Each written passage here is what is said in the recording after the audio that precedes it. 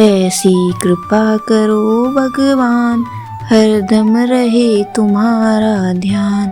ऐसी कृपा करो भगवान, हरदम रहे तुम्हारा ध्यान। करे तुम्हारा ही गुणगान, हरदम रहे तुम्हारा ध्यान। हरिओम प्रिय भक्तों, आप सभी का हमारे चैनल पर फिर से स्वागत है। आज हम आपको सुनाएंगे माघ मास कथा का 17वां अध्याय। आइए उससे पहले जानते हैं आज का पंचांग। आज माघ मास शुक्ल पक्ष की द्वितीया तिथि है।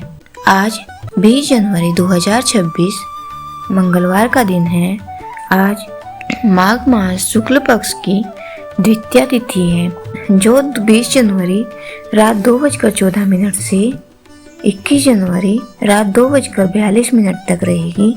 उसके बाद शुक्ल पक्ष तृतीया तिथि आरंभ हो जाएगी। आज सूर्योदय होगा सुबह 7:14 पर, सूर्यास्त होगा शाम 6:01 पर। अशुभ काल राहु काल शाम 3:19 से शाम 4:40 तक रहेगा। शुभ काल अभिजीत मुहूर्त दोपहर 12:16 से दोपहर 12:59 तक रहेगा। अमृत काल रहेगा सुबह 3:11 से सुबह 4:51 तक।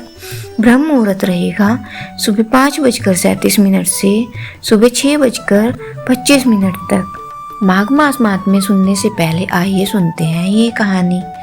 एक बार एक संत ने अपने 2 भक्तों को बुलाया और कहा, आपको यहाँ से 50 कोस जाना है। एक भक्त को एक बोरी खाने के सामान से भर कर दी और कहा, जो लायक मिले उसे देते जाना, और एक को खाली बोरी दी। उससे कहा, रास्ते में जो उसे अच्छा मिले उसे बोरी में भर कर ले जाए। दोनों निकल पड़े। जिसके कंधे पर सामान था वो धीरे चल पा रहा था। खाली बोरी वाला भक्त आराम से जा रहा था।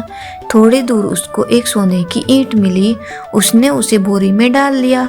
थोड़ी दूर चला, फिर ईंट मिली, उसे भी उठा लिया।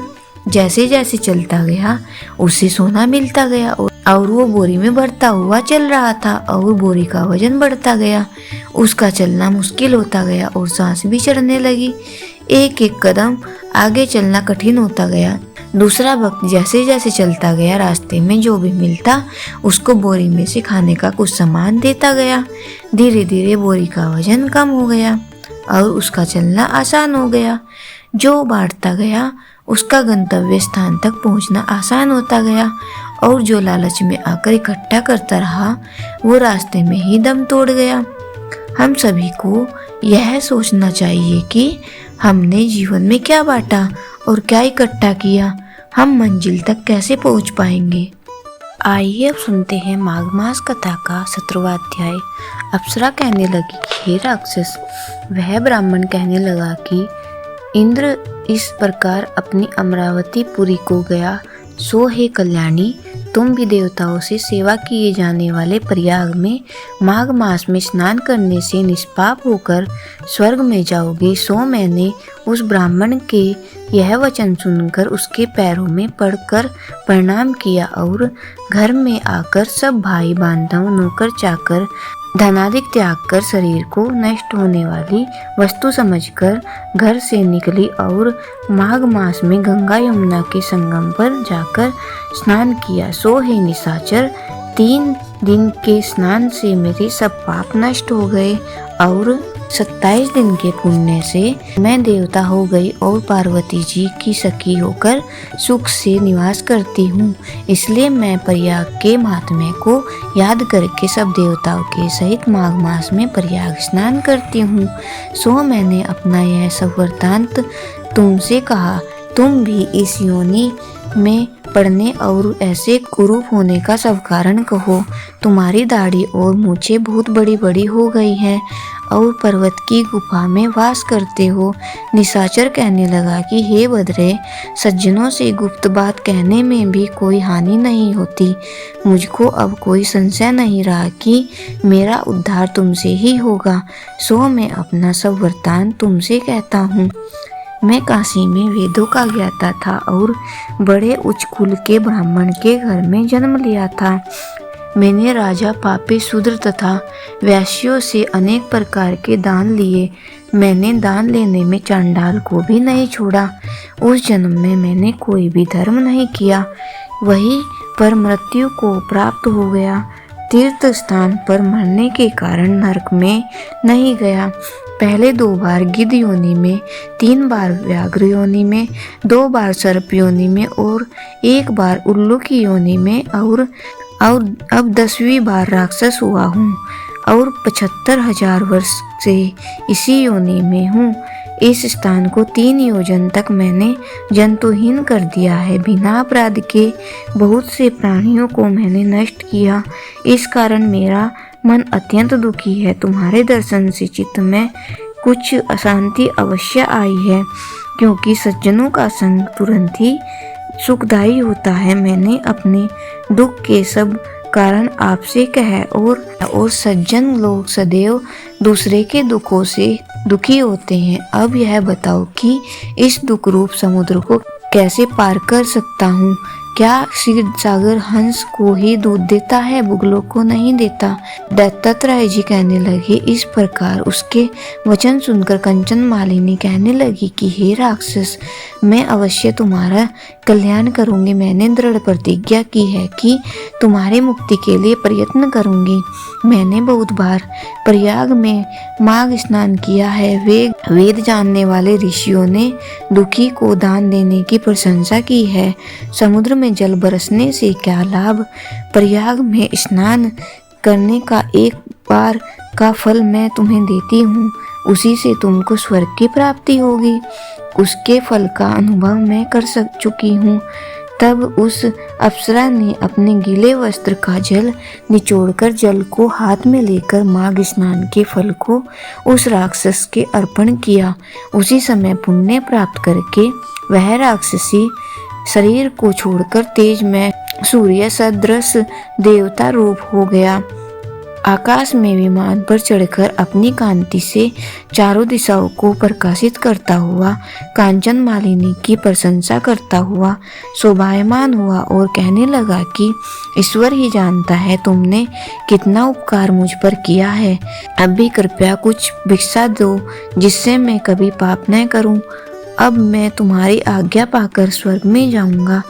तब कांचन मालिनी ने कहा कि सदैव धर्म की सेवा करो, काम रूपी शत्रु को जीतो, दूसरे के गुण तथा दोषों का वर्णन मत करो, शिव और वासुदेव का पूजन करो, इस देह का मोह मत करो, पत्नी पुत्र धनादि की ममता त्यागो, सत्य बोलो, वैराग्य भाव धारण कर योगी बनो। मैंने तुमसे यह धर्म के लक्षण कहे। अब तुम देवता रूप होकर शीघ्र ही स्वर्ग को जाओ।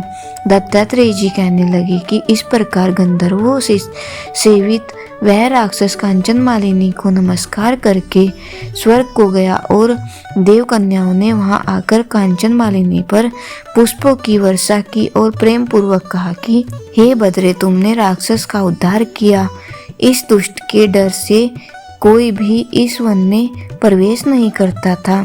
अब हम निडर होकर विचरेंगे। इस प्रकार कांचन मालिनी उस राक्षस का उद्धार करके प्रेम पूर्वक देव कन्याओं से क्रीड़ा करते हुए शिवलोक को गई। इति श्री पद्म पुराण अंतर्गत 17वां अध्याय समाप्तम। बोलिए विष्णु भगवान की जय, श्री कृष्ण भगवान की जय। आइए अब सुनते हैं भगवान विष्णु के श्री वराह अवतार कथा का 4था अध्याय। प्रकृति शांत थी। सायंकालीन सूर्य की लाल लाल किरणें समुद्र के नीले जल के साथ खेल रही थी। तरंगे बहुत कम उठती थी। वायु मंद हो गया था। दिन और रात की संधि का समय होने के कारण चारों ओर शांति ही शांति विराज रही थी। चारा युग लेने के बाद पक्षी अपने अपने नीड़ों पर बैठकर भगवान के मधुर नामों का संगीत गा रहे थे। यह वही समय है जब भगवान श्री कृष्ण जंगल से गौओं को चराकर लौटते थे और उनके गोधुली धूल रहित मुखमंडल को देखने के लिए ब्रज के सभी प्राणी उत्सुक रहते थे। दिन भर काम करने वाले इसी समय अपने घर आते हैं। यह प्रतीक्षा का समय है। इस समय हृदय में एक मधुर लालसा जागृत होती है। प्रकृति के शांत होने के कारण इस समय मन अधिक पवित्रता और वेग के साथ परमात्मा की ओर बढ़ता है। हाँ, तो उस दिन प्रकृति शांत थी और महर्षि कश्यप अपने आश्रम के पास बैठकर संध्या कर रहे थे। प्रातः काल की संध्या सूर्योदय के पूर्व हो जानी चाहिए और सायंकाल की संध्या सूर्यास्त से पूर्व हो जानी चाहिए। यह द्विजातियों का नित्य कर्तव्य है। इसके उल्लंघन से पाप लगता है। वर्णाश्रम के अंदर रहकर संध्या की अवहेलना करते थे और आज भी समय पर वे संध्या करने बैठते थे। अगमर्षण आदि करके अभी जब करने जा ही रहे थे कि दीति वहां आ पहुंची। दीति को असमय आई हुई देखकर महर्षि कश्यप को बड़ा आश्चर्य हुआ। उन्होंने सोचा, यह नई बात कैसे हो गई। यद्यपि दीति मेरी धर्मपत्नी है, मेरी बड़ी सेवा करती है, तथापि आज तक संध्या के समय यह कभी नहीं आई थी। उन्होंने जप में विघ्न न हो इसलिए यह सोचा कि इसे पूरा हो जाने के बाद बात कर लूंगा। वे फिर पूर्ववत एकाग्र होकर सविता देवता का ध्यान करने लगे। दीति का मन उस समय वश में नहीं था। वह संतान प्राप्ति के लिए अत्यंत उत्सुक थी। उसने कश्यप के पास जाकर बड़े दीन भाव से कहा, आर्यपुत्र, मैं आपकी दासी हूँ। इस समय मुझे बड़ा कष्ट हो रहा है, आप मेरी रक्षा कीजिए। यह देखिए, कामदेव अपना धनुष बाण उठाकर प्रबल वेग से मुझ पर आक्रमण कर रहा है। जैसे मदमत्त हाथी अपनी सूंड से केले के वृक्ष को ढूंढ डालता है, वैसे ही मेरा अंतकरण मेरे वश में नहीं है। मेरा शरीर टूट रहा है, आप कृपा करके मुझे बचाइए। इसे शांत कीजिए भगवान। मेरी कई सोते हैं, उनकी संतान और संपत्तियों को देखकर मेरे कलेजे में जलन होती है। आपके द्वारा जो संतान मुझे प्राप्त होगी वह आप जैसी ही होगी और उससे सारे संसार में हमारा यश छा जाएगा। नाथ, जब मेरे पिता दक्ष ने बड़े प्यार से मुझसे कहा कि तुम किसे पति के रूप में वर्ण करना चाहती हो, तब यद्यपि लज्जा के मारे मैंने मुंह से कुछ नहीं कहा, फिर भी वे मेरा भाव समझ गए और आपके साथ उन्होंने मेरा विवाह कर दिया। इस समय काम की यंत्रणा से व्याकुल होकर मैं आपकी शरण में आई हूँ। आपके सिवा और कौन मेरी रक्षा कर सकता है। आप महान पुरुष हैं। जो कोई आपकी शरण में आता है उसकी आप रक्षा करते हैं। आपकी शरण अमोघ है, मेरा दुख मिटाइए। कश्यप ने देखा कि आज दीति बहुत बोल रही है। एक तो काम के बाणों से व्यतीत है, दूसरे सोतों की संपत्ति भी इसे सता रही है। इसकी कामना तो अनुचित नहीं है। उन्होंने बड़े प्रेम से समझाया, देवी, तुम मेरी अर्धांगिनी हो। तुम्हारे सहारे मेरे अर्थ, धर्म, काम तीनों हो सकते हैं। ग्रस्त जीवन में वास्तव में तुम्हारी जैसी धर्मपत्नी की बड़ी आवश्यकता है। जीवन का समस्त भार तुम्हें सौंपकर मैं निश्चित धर्म पालन में समर्थ होता हूँ। तुम्हारी संगति और आश्रय से ही मैं आपके शत्रु इंद्रियों को वश में रखता है। मानो नारी एक ऐसा किला है जिसके आश्रय से शत्रुओं की ओर से निर्भय होकर रहा जा सकता है। मैं तुम्हारी सेवा का ऋणी हूँ। यदि जीवन भर तुम्हारी सेवा करनी पड़े तो मैं उऋण नहीं हो सकता। मैं तुम्हारी कामना पूर्ण करूँगा। परंतु प्रिय, तुम 2 घड़ी और ठहर जाओ। यह संध्या का समय है। देवादिदेव महादेव के अनुचर इस समय संसार में घूमा करते हैं।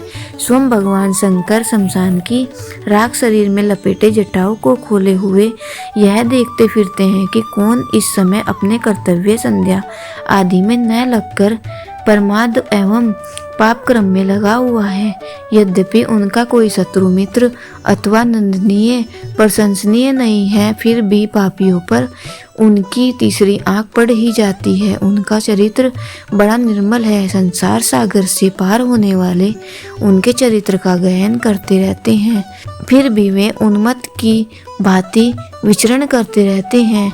इस समय गर्भाधान गर्हित बतलाया गया है, इसलिए थोड़ी देर धैर्य धारण करो, नहीं तो उनके क्रोध की संभावना है।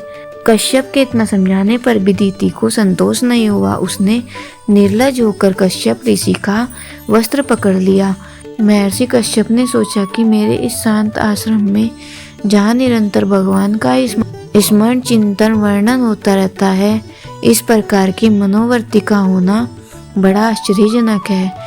यहाँ हिंसक जंतु अहिंसक हो जाते हैं, कामी क्रोधी यहाँ आते ही शांत हो जाते हैं। मेरी अर्धांगिनी ही आज इस प्रकार काम पीड़ित और निर्लज हो जाए, इसका कारण समझने में नहीं आता। मेरे अग्निहोत्र के समीप असमय में ऐसी भगवान का उदय होना विधि विधान का ही द्योतक है। अस्तु भगवान की इच्छा पूर्ण हो। गर्भाधान होने के पश्चात दीति का आवेश शांत हुआ। वह सोचने लगी कि यह मैंने क्या किया। पतिदेव स्वयं भगवान शंकर और शास्त्रों को आज्ञा के विपरीत में ऐसा काम कर बैठी जिससे नंदनीय और कुछ हो ही नहीं सकता। उसे बड़ा पश्चाताप हुआ वह, परंतु ऋषि कश्यप की शरण में गई। अब तक महर्षि कश्यप स्नान करके प्राणायाम पूर्वक ध्यान करते हुए भगवान के नाम का जाप करने लगे। दीति ने जाकर लज्जावश अपना मुंह नीचे करके कहा, भगवान मुझसे बड़ा अपराध हुआ। भगवान रुद्र क्रुद्ध होकर कहीं मेरे गर्भ का अनिष्ट न कर दे। मैं उनकी शरण में हूँ। आप उनसे प्रार्थना कीजिए कि देवादिदेव महादेव को नमस्कार करती हूँ। वे आशुतोष हैं, सम है और मेरे सगे संबंधी हैं। आपके नाते मेरे देवर हैं और पिता के नाते मेरे बहनोई हैं। मेरी बहन सती उनकी धर्मपत्नी है। मेरा बच्चा उन्हीं का बच्चा है। वे मेरे बच्चे का अनिष्ट कदापि नहीं करेंगे। भगवान आप दया करके मेरी रक्षा कीजिए। इस प्रकार दीति अपने कर्तव्य पर लज्जित एवं संतान के कल्याण के लिए उत्सुक देखकर नियम पूरा हो जाने के बाद महर्षि कश्यप ने कहा, तुम्हारे इस पश्चाताप और शंकर की प्रार्थना को देखते हुए यह कहा जा सकता है कि भगवान रुद्र तुम्हारे बालकों का अनिष्ट नहीं करेंगे, परंतु असमय में ही गर्भाधान करने के कारण मेरी आज्ञा का पालन न करने तथा अपनी सोच के पुत्र देवताओं के प्रति द्रोह भाव रखने के कारण तुम्हारे गर्भ से होने वाले पुत्र देवद्रोही एवं अमंगल रूप होंगे। गर्भाधान के समय की तुम्हारी या उनके हृदय में ऐसे भाव भर देगी कि वे तीनों लोगों को कंपित कर देंगे। इस समय मेरे मन में भगवान शंकर का ध्यान था, अतः तुम्हारे दोनों पुत्र शंकर के भक्त होंगे। जब उनके द्वारा निरपराध दीन प्राणियों की हिंसा होगी, स्त्रियां दुख पाएंगी, उन पर महात्मा लोग क्रोधित हो जाएंगे। जब स्वयं भगवान अवतार लेकर उनका वध करेंगे। तुम्हारे मन में पश्चाताप हुआ है, तुम्हें अपने कर्तव्य पर खेद हुआ है, इसलिए तुम्हारा पुत्र हिरण्यकशिपु का एक लड़का बड़ा ही भक्त होगा। उसकी भक्ति से तुम्हारे वंश का उद्धार हो जाएगा। मेरे पुत्रों का वध स्वयं भगवान करेंगे। यह सुनकर दीति को बड़ी प्रसन्नता हुई, क्योंकि उसका विश्वास था कि वध के नाते ही सही हमारे पुत्रों का भगवान से संबंध तो होगा, चाहे जिस भाव से जिस नाते से उनसे संबंध हो जाए, केवल संबंध हो जाना चाहिए, बस कल्याण ही कल्याण है। दीति बड़ी सावधानी के साथ अपने गर्भ की रक्षा करने लगी। जब दीति के गर्भ में पहले के भगवान के द्वारपाल किंतु अब असुर आ गए, तब दोनों लोगों की दशा ही बदल गई। सूर्य का तेज कम हो गया, अग्नि निर्धूम होकर प्रसन्नता से हविष्य नहीं ग्रहण करती, दिशाओं में कोहरा छाया रहता, वायु का स्पर्श बड़ा ही तीखा मालूम होता। कहीं प्रसन्नता नहीं, कहाँ मंगल नहीं। सब के सब देवता घबरा गए। वे आपस में सलाह करके ब्रह्मा के पास गए। सबने ब्रह्मा से सम्मिलित प्रार्थना की कि पितामह, आज संसार में यह क्या अनर्थ हो रहा है। चारों ओर भय छाया हुआ है, सबके हृदयों में एक उद्योग समाया हुआ है, बाहर भीतर सर्वत्र अशांति है। इसका कारण क्या है? दीति का गर्भ बहुत वर्ष से बढ़ रहा है। यह क्या है? क्या इसी के कारण जगत की यह दशा है? भगवान, हमें कोई उपाय बतलाइए, इस संकट से उबारिए। हम सब आपके शरण में हैं, आपके चरणों में बारंबार नमस्कार करते हैं। ब्रह्मा ने मधुर वाणी से सांत्वना देते हुए जय विजय के साप से लेकर उनके गर्भ में आने तक की बात कह सुनाई और अंत में कहा कि वे ही दोनों दीति के गर्भ में आए हुए हैं, उनकी ही भीषण तेज से त्रिलोकी त्रस्त हैं। भगवान इसके संबंध में स्वयं विधान करने वाले हैं। देवताओं, उन्हीं के संकल्प से सृष्टि होती है, उन्हीं की शक्ति से स्थिति है और उन्हीं के भूभंग से इसका प्रलय हो जाता है। बड़े बड़े ऋषिश्वर योगीश्वर उनकी योग माया का रहस्य नहीं समझ पाते। वे कब किस प्रकार किसका कल्याण करना चाहते हैं, यह भगवान और भगवान के भक्तों के अतिरिक्त और कोई नहीं जान सकता।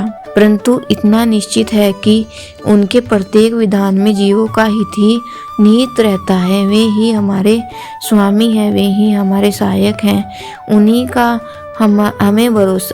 हमें भरोसा है, वे ही हमारा कल्याण करेंगे। हम अपनी तुच्छ बुद्धि से क्या सोच विचार कर सकते हैं? हम उनकी शरण हैं, उनके कर कमलों को सुकोमल छत्र छाया में है। बस यही भाव निरंतर बना रहना चाहिए। ब्रह्मा की यह विश्वास और प्रेम से परिपूर्ण वाणी सुनकर देवताओं को बड़ी प्रसन्नता हुई। वे संतुष्ट होकर भगवान का स्मरण करते हुए अपने अपने धाम को चले गए और वहां शांति के भाव के साथ भगवान की प्रतीक्षा करने लगे। इधर दीति के प्रसव का अवसर आ गया। साधारण प्रसव समय की अपेक्षा बहुत अधिक समय बीत जाने के पश्चात संतान होने का समय उपस्थित हुआ। उस समय संसार में बड़े बड़े उत्पात होने लगे। सांप की भांति पुकारता हुआ वायु चलने लगा। उल्का और वज्र गिर गिर कर लोगों को भयभीत करने लगे। आकाश में पुच्छल तारे उग आए। नक्षत्रों की प्रभा नष्ट हो गई। भीषण बादलों के दल ने प्रकाश आने का मार्ग बंद करके अंधकार का राज्य स्थापित कर दिया। समुद्र उदासी के कारण चिल्लाने लगा। मानव सारी प्रकृति क्षुब्ध होकर कहने लगी, हमें तुम्हारे जैसे लोगों की आवश्यकता नहीं। ब्रह्मा और ब्रह्मा के कुछ पुत्रों को छोड़कर सारी प्रजा को ऐसा अनुभव हुआ कि ऐसा में ही प्रलय होने जा रहा है, अथवा यह एक महान विप्लव का सूत्रपात है। पैदा होने के थोड़ी ही देर बाद दोनों असुरों में महान बल का संचार हो गया। उनका शरीर फौलाद की तरह कठोर और पर्वतों के कारण समान बड़ा था, पर्वत के समान बड़ा था। कश्यप ने दोनों का नामकरण किया। गर्भाधान के हिसाब से जो बड़ा था किंतु उत्पत्ति क्रम से छोटा था, उसका नाम हिरण्यक्ष रखा गया। हिरण्यकशिपु ने घोर तपस्या करके ब्रह्मा से वर प्राप्त किया और त्रिलोकी पर शासन किया। उसकी कथा श्री नरसिंहावतार कथा में देखनी चाहिए। उसका छोटा भाई हिरण्याक्ष बड़ा ही वीर था। वह हिरण्यकशिपु को बहुत मानता था और वह भी इस पर बड़ा प्रेम करता था। हिरण्याक्ष हाथ में गदा लेकर अपने से लड़ने वालों को ढूंढने के लिए स्वर्ग में गया। उसकी ऐसे वेग, महान गदा, उत्साह, शक्ति और वर से प्राप्त पौरुष को देखकर सभी देवता भयभीत हो गए। जब उसने देखा कि इंद्र आदि सभी देवता मेरे सामने से भाग गए, तब वह उन्हें नपुंसक समझने लगा। इसके बाद अपने बाहों में खुमारी मिटाने के लिए वह समुद्र में कूद पड़ा और भयंकर गर्जना करते हुए अपार एवं अगाध समुद्र में मत होकर विहार करने लगा। उसके समुद्र में प्रवेश करते ही प्रहार न करने पर भी उसके प्रभाव से भयभीत होकर वरुण के सैनिक भाग गए। तब वर्षों तक समुद्र में क्रीड़ा करता रहा। वह अपनी गदा से समुद्र के जल को पीट पीट कर इतना उछलता था कि जल की छींटों से ऊपर के लोक में रहने वाले घबरा जाते। अब वह वरुण की राजधानी में गया। वहाँ वरुण से नीच की भांति उसने प्रार्थना की कि आप लोकपाल हैं, जल के अधिपति हैं, आपकी कीर्ति सारे संसार में फैली हुई है। आपने बड़े बड़े वीरों का घमंड चूर कर दिया है। समस्त दैत्य दानवों को जीतकर आपने राष्ट्रीय यज्ञ किया है। मैं आपके चरणों में प्रणाम एक भीख मांगता हूँ। आशा है कि आप मेरी प्रार्थना स्वीकार करेंगे। मैं आपसे यही भीख मांगता हूँ कि आप मुझसे युद्ध करें। वरुण ने देखा कि इस समय इसका बल बढ़ा हुआ है, इससे लड़ाई करना अपने को संकट में डालना है। अतः क्रोध को अपनी बुद्धि से दबाकर उन्होंने बड़ी नम्रता से कहा, भैया हम तो अब बूढ़े हो गए हैं, अब युद्ध करने की और मेरी प्रवृत्ति नहीं है। वास्तव में भगवान विष्णु के अतिरिक्त तुमसे युद्ध करने वाला कोई दिखता भी नहीं। तुम्हारे जैसे वीर पुरुषों को उन्हीं से युद्ध करना चाहिए। जाओ, तुम उनके पास जाओ, तुम्हारा घमंड चूर होगा और कुछ क्षणों में ही कुत्ते तुम्हारे शरीर को नोचकर खा जाएंगे। हिरण्याक्ष तो अपने जोड़ का योद्धा ढूंढ ही रहा था, वह भगवान विष्णु को ढूंढने के लिए चल पड़ा। प्रिय भक्तों, यह था भगवान विष्णु के वराह अवतार कथा का चौथा अध्याय। इससे आगे का अध्याय हम कल सुनेंगे। बोले विष्णु भगवान की जय।